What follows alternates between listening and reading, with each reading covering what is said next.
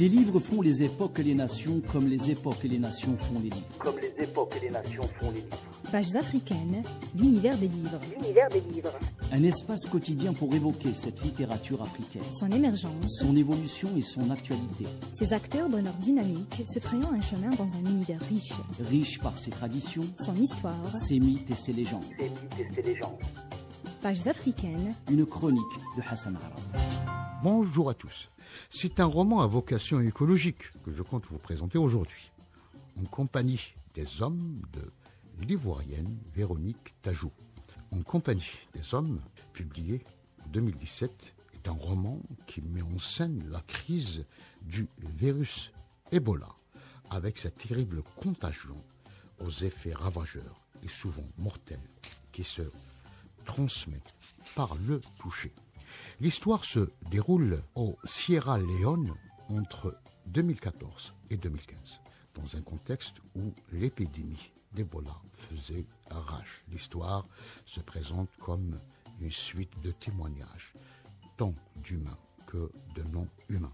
Le roman s'ouvre d'une manière dramatique. Un père éloigne sa propre fille, à qui il demande de partir en ville chez sa tante et de ne plus jamais revenir à la maison, car l'épidémie ne cesse de se propager et la panique gagne tous les hommes.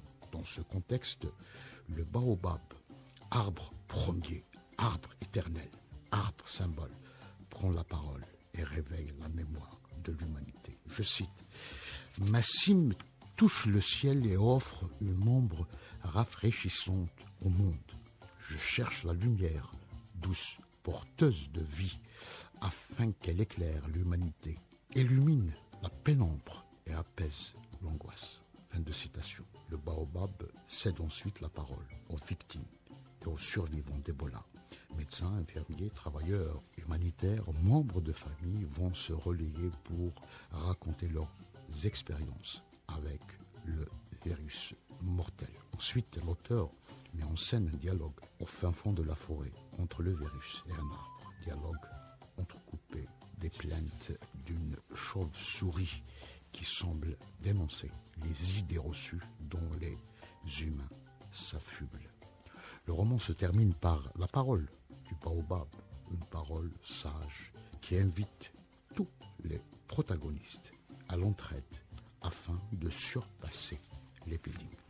En somme, En compagnie des hommes est un roman qui illustre un monde où toutes les entités humaines ou non, animées ou inanimées, sont tellement interconnectées que chacune d'elles est en partie responsable de la sécurité des autres et de la planète tout entière. À très bientôt.